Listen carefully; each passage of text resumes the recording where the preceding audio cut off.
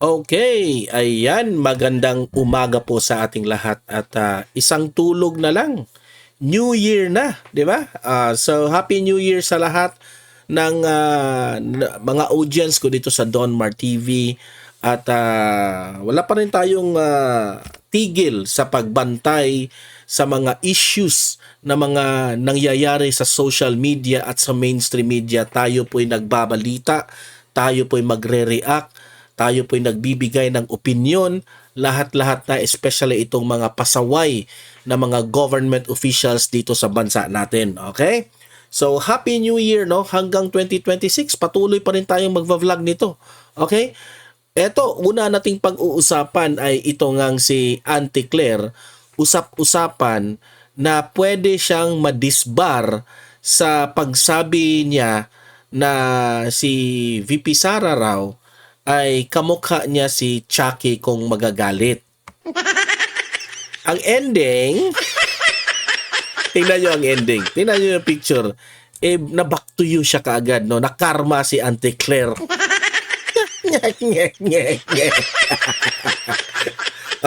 Mamaya pag-usapan natin yan. Kasi hindi ko po alam, na pwede palang, kasi hindi naman tayo eksperto sa mga batas-batas na yan, di ba?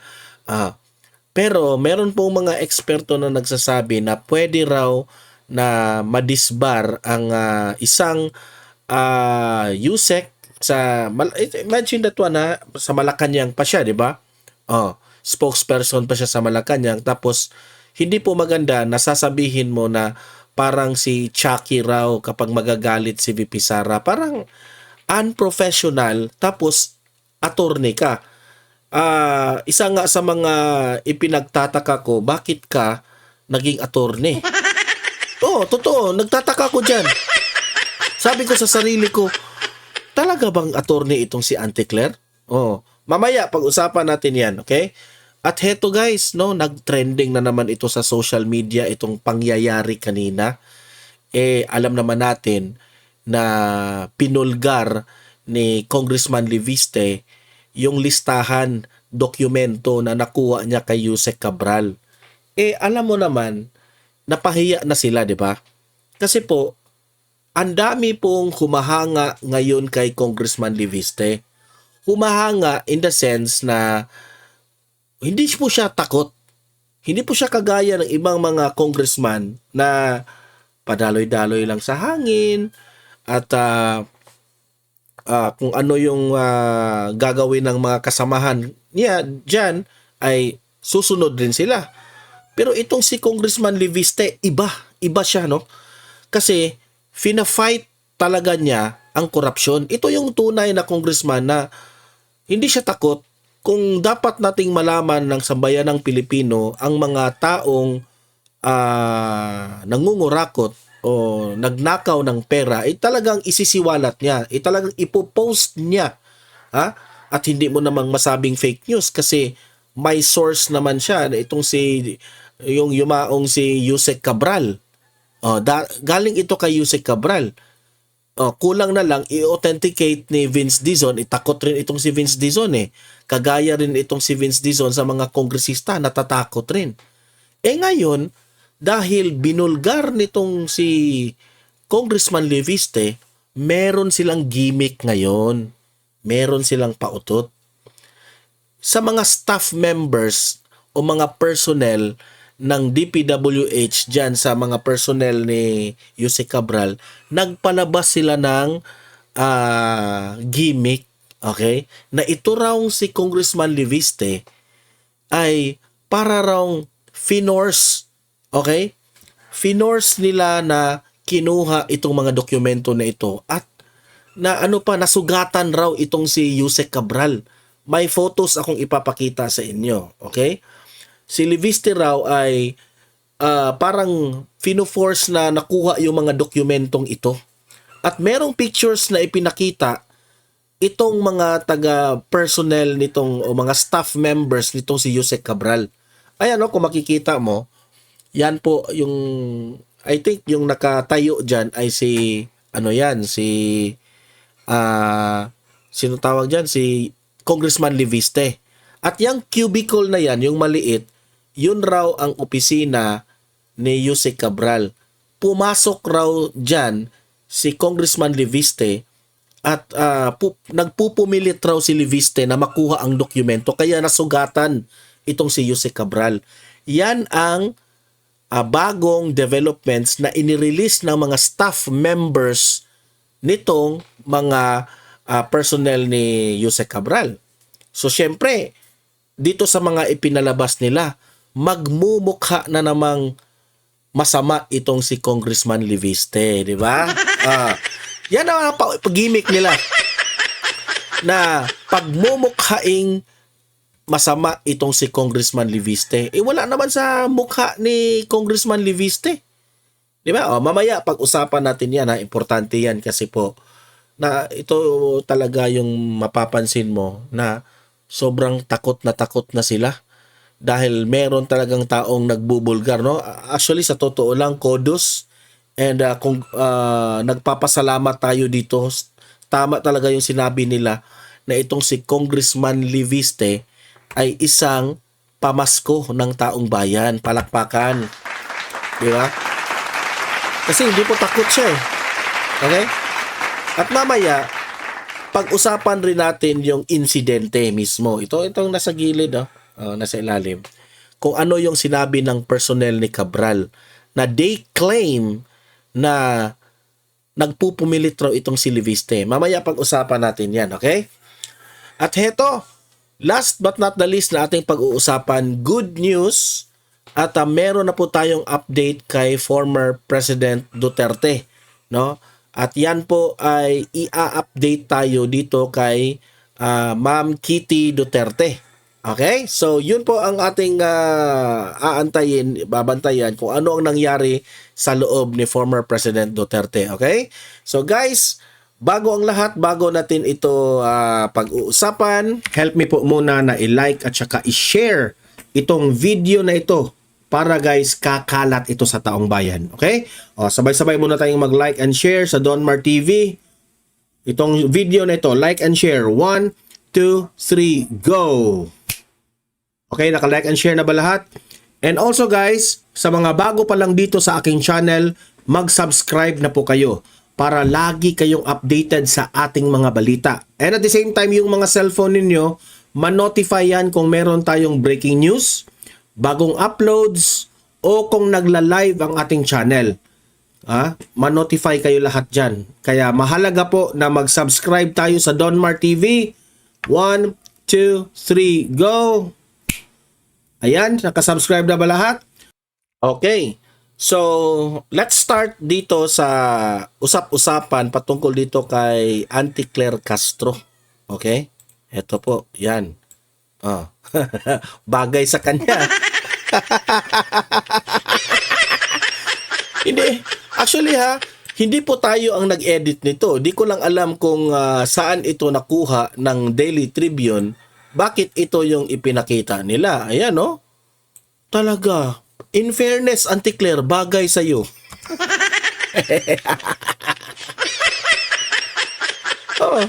Ayan, no?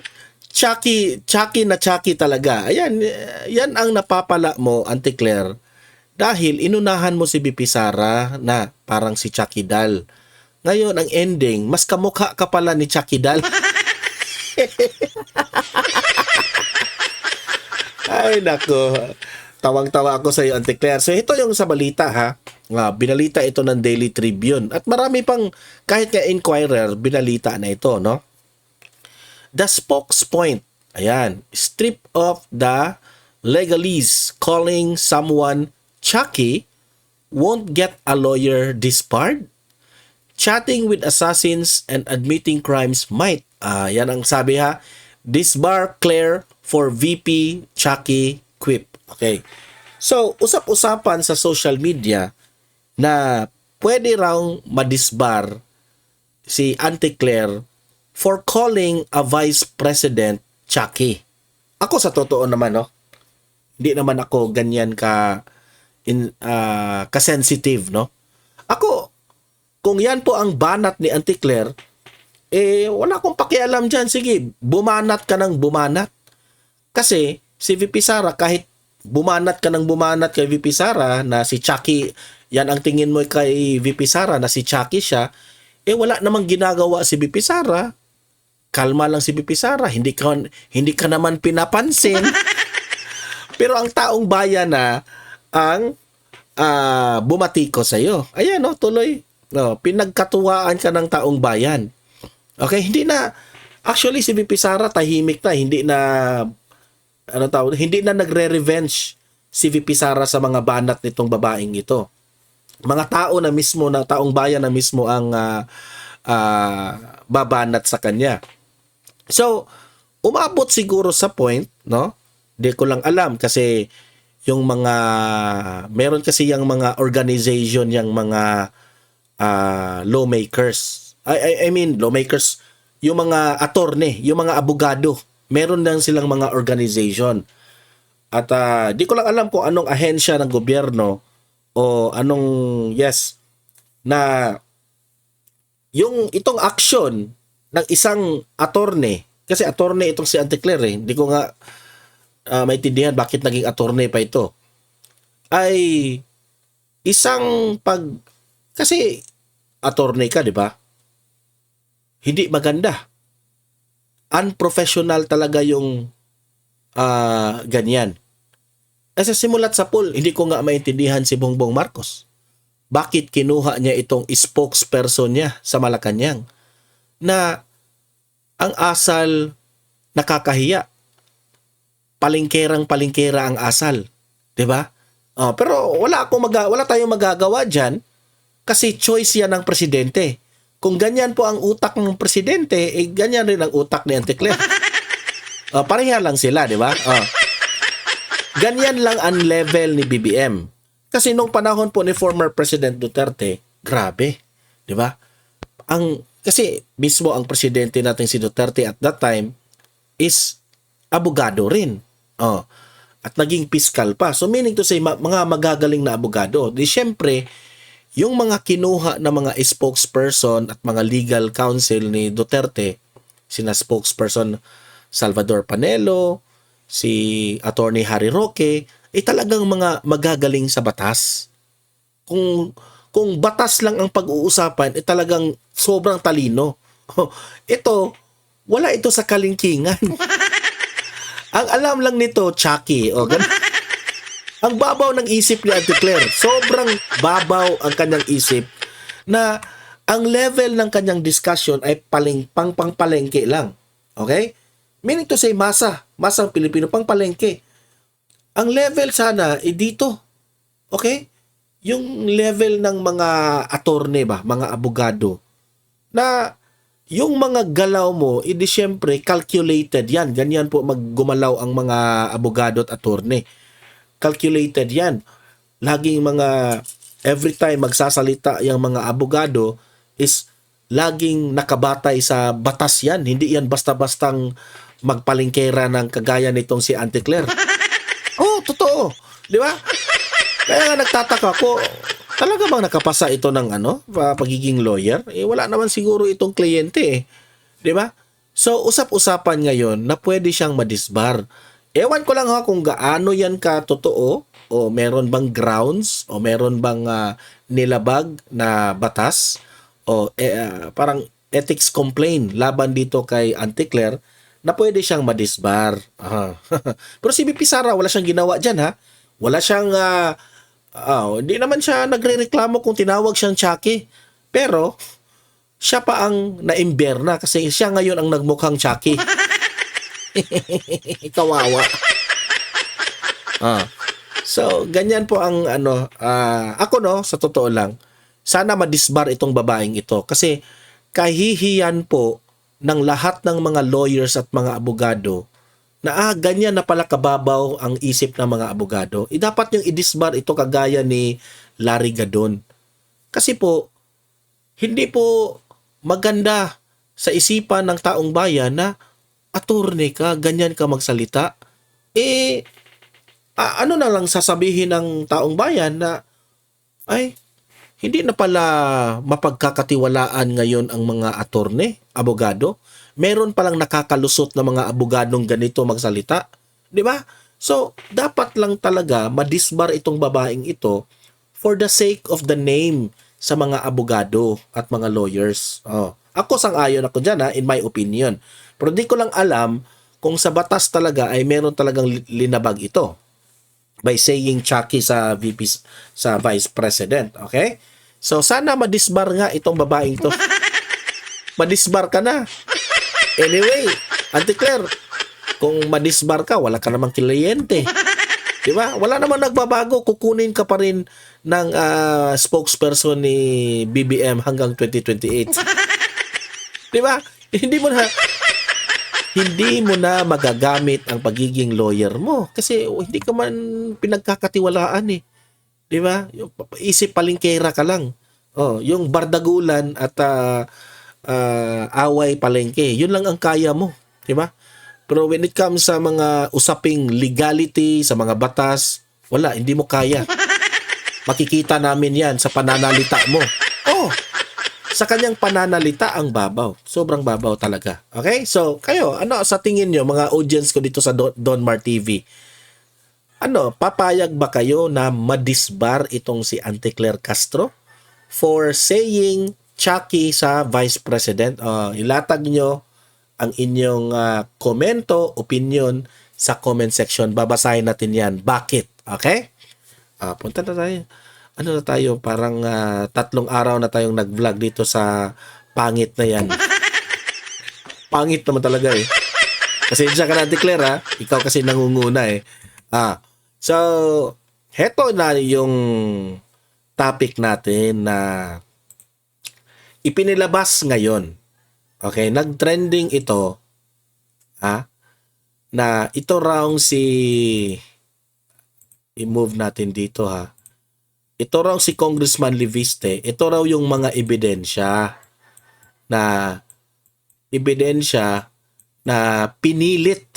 Okay? Ito yung mga pictures na nagpupumilit raw itong si Congressman Leviste na kinuha ang mga dokumento dito kay Jose Cabral. Correct me if I'm wrong. Yang nakatayo dyan, I think si Congressman Leviste yan. Kasi itong files na ito, itong picture na ito, galing raw ito sa mga personnel dyan sa DPWH. Sila ang nagpakalat nitong picture na ito. At yung nasa gilid na dyan ay si Jose Cabral yan. Okay? Yon ang picture. Ito yung ipinakita nila na noong pumunta si Congressman Leviste. Ngayon, next picture. Ayan.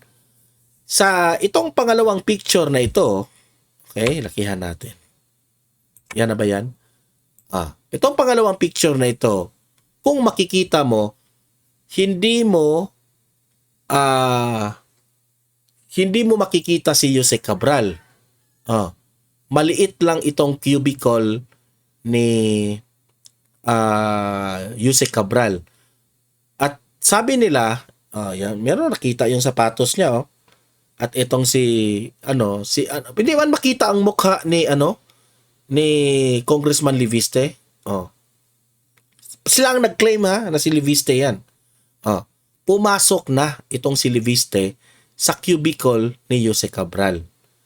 Yun na raw ang nagpapatunay na nagpupumilit itong si Jose Cabral, itong si Congressman Leviste na makuha yung mga dokumento na dyan sa loob ng cubicle ni Jose Cabral. Okay? Eto pa. Yan. Ipinakita rin nila itong kamay ni Jose Cabral. Ayan. Sa middle finger, ayan, kung makikita nyo yung middle finger ni Jose Cabral, medyo biniblur, di ba? Tapos bina-black and white nila yung picture kasi may sugat raw yan. Okay? Sugat. Ang sabi nila, nasugatan raw si Jose Cabral dahil sa paper cut. Okay? Parang, kasi finorce Yan ang sabi nila. Pinipilit. Parang nag-aagawan siguro sila hanggang na paper cut yung middle finger nitong si Yuse Cabral. Okay? Yun ang claim nila. Yun ang ipinilabas nila at pinost nila sa social media ngayon. Okay? So, ang tanong, ang pinakaunang tanong, totoo ba ito? Totoo ba na finors ni Congressman Leviste? Totoo bang sinugatan through the paper cut itong si Yuse Cabral dahil nagpupumilit itong si Leviste? Yan ang pinakaunang tanong, totoo ba ito? Hindi syempre, dapat rin nating malaman yan kasi kung totoo, no? Ito lang ang aking opinion kasi kung totoo, ang tanong ko, bakit nyo ayaw ibigay? May tinatago ba kayo? 'Di ba? Kasi kung nagpupumilit itong si Leviste na kukunin yung dokumento, dapat lang magpipilit siya.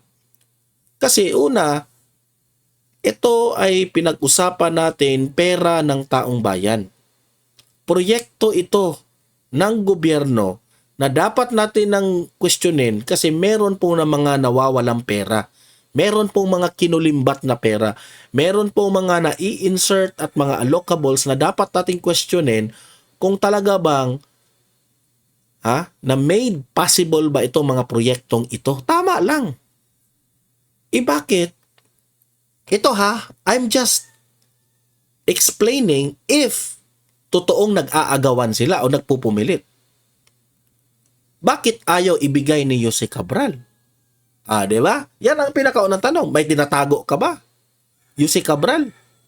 Natatakot ka ba, Yuse Cabral, na isisiwalat ang katotohanan sa taong bayan? Kasi nilagay ka sa posisyon na yan para magbantay sa korupsyon. Nilagay ka sa posisyon na yan para ikaw ang mamuno kung dapat bang aprubahan itong proyektong ito o hindi. Kasi kung may nakikita kang anomalya na parang hindi ito posible o may nakikita ka na parang malabo itong proyekto na ito, ikaw ang pinakaunang tao na magdi-disapprove sa mga proyekto. Di ba? Kung talagang ikaw, Yuse Cabral, papasensyahan nyo na kasi si Yuse Cabral pumanaw na. Kung pumanaw talaga kasi merong magsasabi na finake death ni Yuse Cabral yung sarili niya. Pero dito sa usaping ito, sasabihin ko lang, malaki po ang responsibilidad ni Yuse Cabral. Ikaw wala nang iba, ikaw lang. Lahat ng proyekto dadaan sa'yo. So malaki po ang responsibilidad mo bilang USEC ng DPWH. Di ba? Kaya nga, pinatawag ka. Kaya nga, tinatanong ka ng tinatanong ni Senator Marcoleta.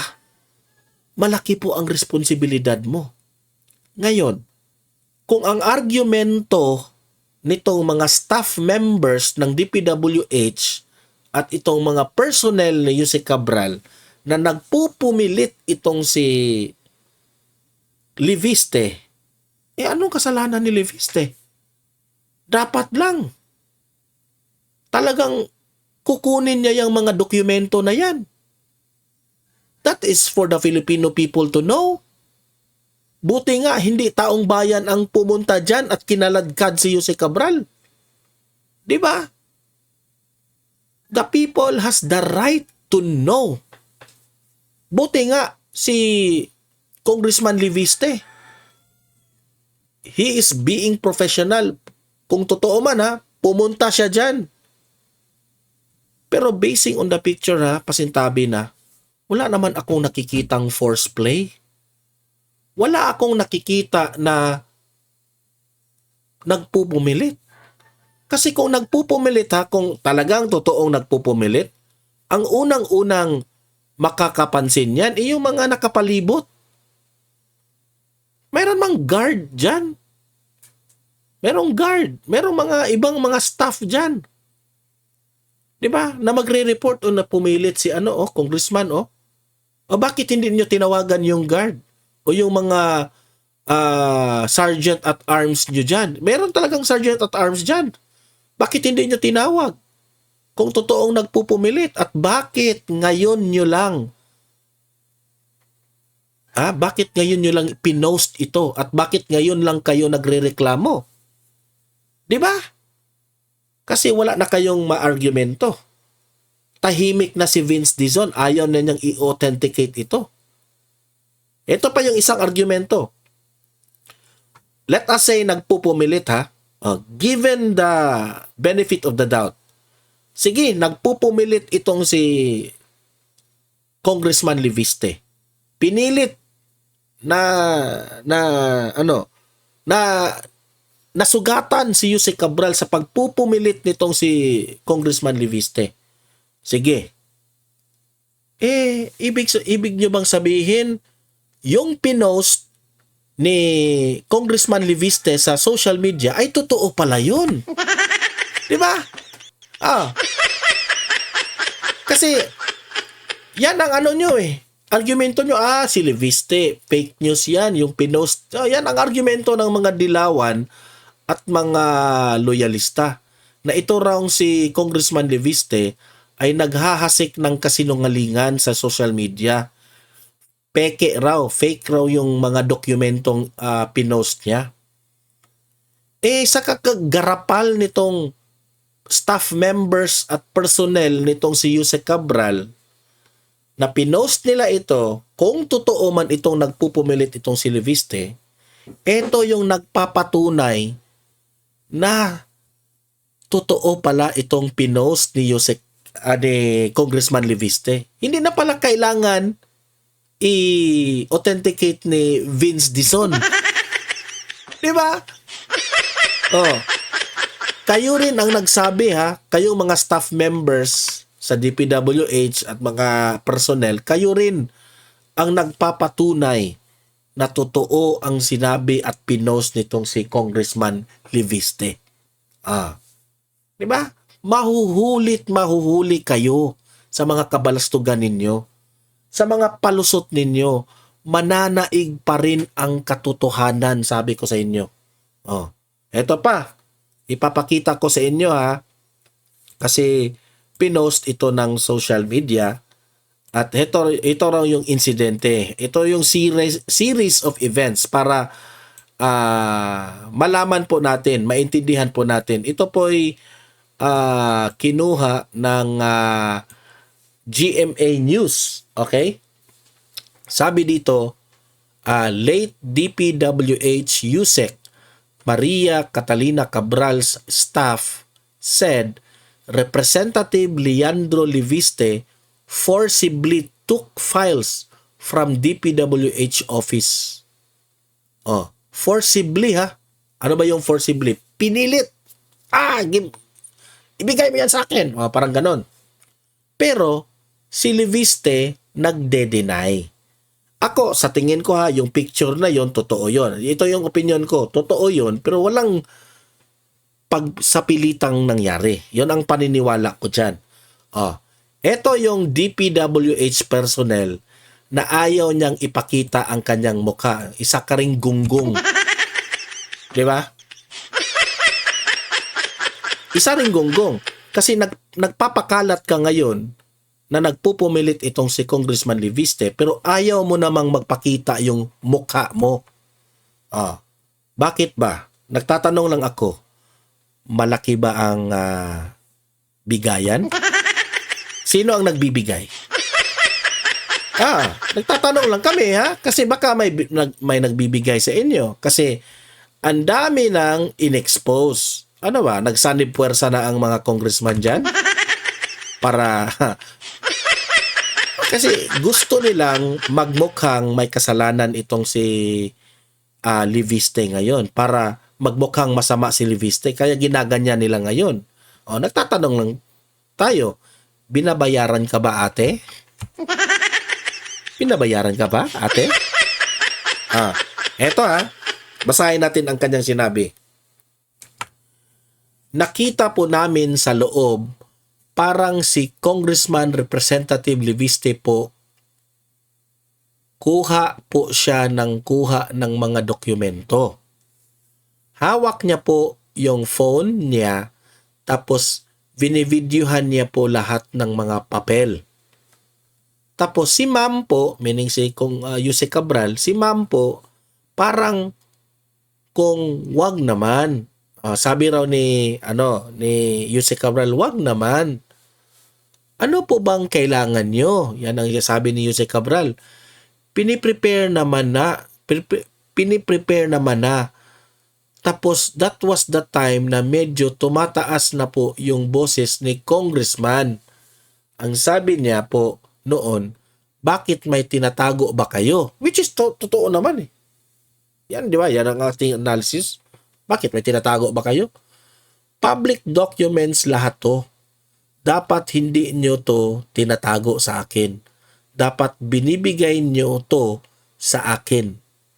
Yan ang sabi ni Congressman Leviste, na merong pagsapilitan. Meron pa silang pinakitang picture. Una kong comment dyan, inom muna ako ng tubig. Medyo nag-dehydrate kasi tayo eh. Pareha kami ni Bipisara ng tumbler. Una dyan, una kong makomment dyan is may CCTV naman dyan. Kung totoo na nagpupumilit itong si Congressman Leviste, magdala kayo magpakita kayo ng CCTV. Tingnan natin kung meron ba talagang pagpupumilit. Yan ang una nating Kasi pag mumukhain nilang masama itong si Leviste. Ako, kahit nagpupumilit itong si Leviste, sasabihin ko, good job, Leviste. Good job pa rin ang ginawa mo. He is fighting for the Filipino people. Good job, Leviste. Yan ang sasabihin ko. Sabi ni Congressman Leviste, I vehemently deny may inagawan akong dokumento from Yusek Cabral at ang tanong ko po, bakit ngayon lang yan sasabihin kung totoo man yan? Correct. Pareha kami ng tanong ni Leviste. Bakit ngayon lang kayo nagrereklamo na lumabas na itong issue? I hope that the public can see lahat ng direksyon ko ay para maging transparent tayo sa budget. Tama, tumpak. Ginagawa lang ni Leviste ang lahat para malaman natin ang lahat. Basta ang sinabi ko kay Secretary Vince, wag nang tanungin anong meron ako. Ilabas mo kung anong meron ka. Tameme ka ngayon, Secretary Vince. Tameme ka ngayon, All of this were with the authorization of Secretary Vince. Kasi muli, andon nga po si Yusek Cabral, on the phone naman si Sec Vince. Wala namang nagsabi sa akin na wag mong gawin yan. Yan ang sabi ni Representative Leandro Leviste. Meaning to say, nung pumunta siya doon sa opisina ni Yusek Cabral, nagtawagan pa sila ni Secretary Vince. Meaning to say, nagdidikta pa, no? Nagdidikta pa si Yusek Vince, no? Na ano bang dinidikta ni Yusek Vince? Na okay, kunin mo yung tawag dyan. Inom muna ako ng gamot kaysa kasi nag-alarm na eh. Kunin mo na yung dokumentong yan. Ako na mismo ang mag-approve na pwede ka nang kumuha dyan sa dokumento na yan. Kasi yan ang pagkakaintindi ko sa sinabi ni Congressman Vince, Congressman Leandro. Tingnan mo na.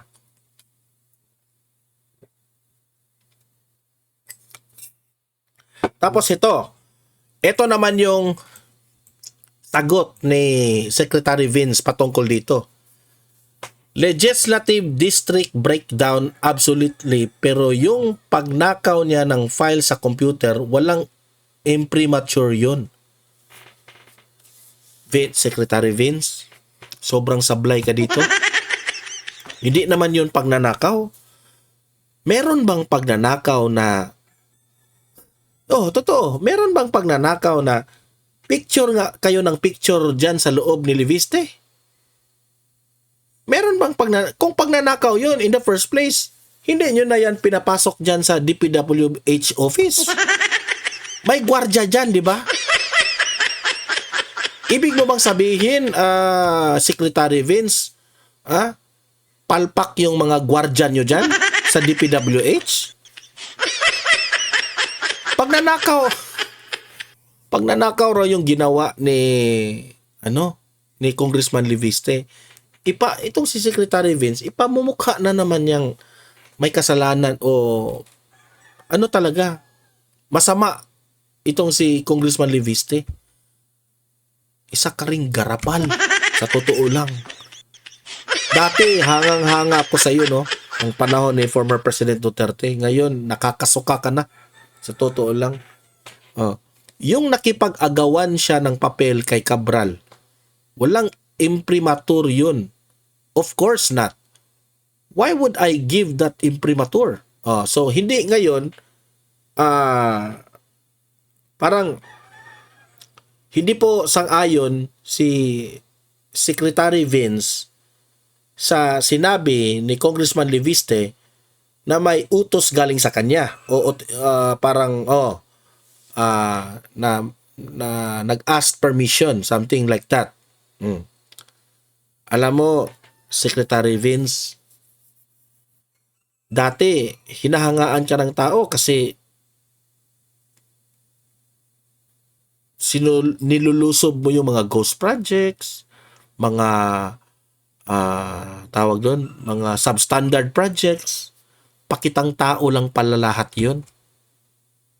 Kasi kung ikaw, kung tunay kang kakampi ng taong bayan, bakit mo ganyanin si Congressman Leviste? Di ba? Ako, whether nagpupumilit or hindi nagpupumilit itong si Congressman Leviste, saludo ako kay Leviste. Regardless of anong resulta niyan, nagpupumilit o hindi, saludo ako. Dahil ibinulgar niya ang kabalastugan nitong gobyernong ito. At walang iba yan kundi si Leviste lang ang matapang. Ikaw, Sec Vince, halik ka lang sa mga amo nyo. Instead na kakampihan mo taong bayan, ang siniservisyohan mo, yung taong mataba dyan at bangag. Totoo naman eh. Di ba? So, nakakagalit itong ginawa ni Secretary Vince Dizon, no? Kayong mga audience ko dito sa Donmar TV, anong masasabi nyo? Naniniwala ba kayong nagpupumilit itong si Congressman Leviste na kunin ang mga files, dokumento kay Yusek Cabral na nasugatan pa si Yusek Cabral? Naniniwala ba kayo? Naniniwala ba kayo sa sinabi ni Vince Dizon na nagnakaw ng dokumento itong si Congressman Leviste? Ilatag nyo ang opinion ninyo dyan, okay? Babasahin natin yan ng inyong opinion, okay? At heto, ang last na video na ipapakita natin, update kay Tatay Digong, okay? Para maganahan naman tayo sa New Year natin, okay? Ito po, pakinggan natin si Ma'am Kitty Duterte sa update po ni Tatay Digong, okay? Ma'am Kitty Duterte, pasok! Hi Kitty, good afternoon. Hello, good afternoon. How are you today? I'm okay. The visit went well today. I was with my sister Mira. It's their first time seeing each other again. Mira and our dad for Almost 10 months. Yes, yeah. almost 10 months. So, ayun, when the moment we saw him, we shouted as usual, and then Mira ran to him and then gave him a big hug and a kiss. And then medyo matagal yung kiss. I think dala na rin ng longing and all of these emotions, you know. She's a smart girl, so although she does not understand everything. She has a concept of, what's happening. Kit, is it possible for you to share to us what was the first reaction of the former president seeing Mira for the first time? He had a different smile and a different kind of look in his eyes when he saw Mira. He's been looking for her for the longest time. We all know that. Every time he calls or every visit, he looks for her. He looks for her and asks about her. When is she visiting? When is she coming? And then we always have to tell him, she has school. Of course, we don't want everything that's happening to affect her life as well. I myself, I'm protecting her as best I can, and I'm making certain that life goes on for her. Kitty, is it possible for you also to share how did the former president celebrated his birth, the His Christmas season? Christmas. Yes, his Christmas. Well, he is a very social person depending on the crowd. So if he doesn't feel the crowd, he prefers to be alone. Inside, he does have some acquaintances, but not everyone. So he was with them for a meal, for a bit, for certain meals. He didn't mention in specific, but he ate with his acquaintances or friends inside, and then ayun na, for the most part he spent it talking to the guards, walking around, or in his room watching television pa rin. Nag-prepare bang ICC detention ng something for... I don't think the detention unit mismo, but as of what I've heard, yung mga detainees, they make their own events or celebrations inside. Kit, how does it feel like to celebrate Christmas like this with your father, celebrating it separately, but eventually seeing them after the Christmas season? It's hard, but in life, we have to learn to adjust and adapt to whatever situation or whatever cards we're dealt with. So that's just what I'm doing right now. And how about your Christmas, Kitty? How did you celebrate your Christmas here in the Netherlands? My Christmas was okay. Saan ba ako nung Christmas?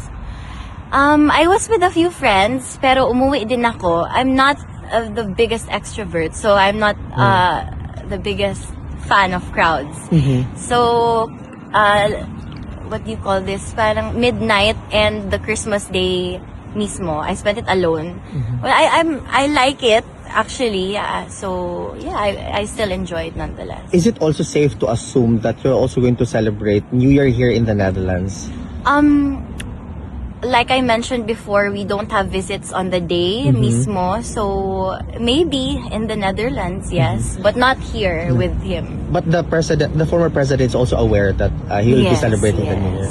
Is there something specific that he wants to relate to the Filipino people now that it's already after Christmas season and then for the yes. New Year time? I'm trying to remember New his Year's time. message. Pero I told him something. I told him a quote. There was I think it was by, just to, uplift him and strengthen his spirit.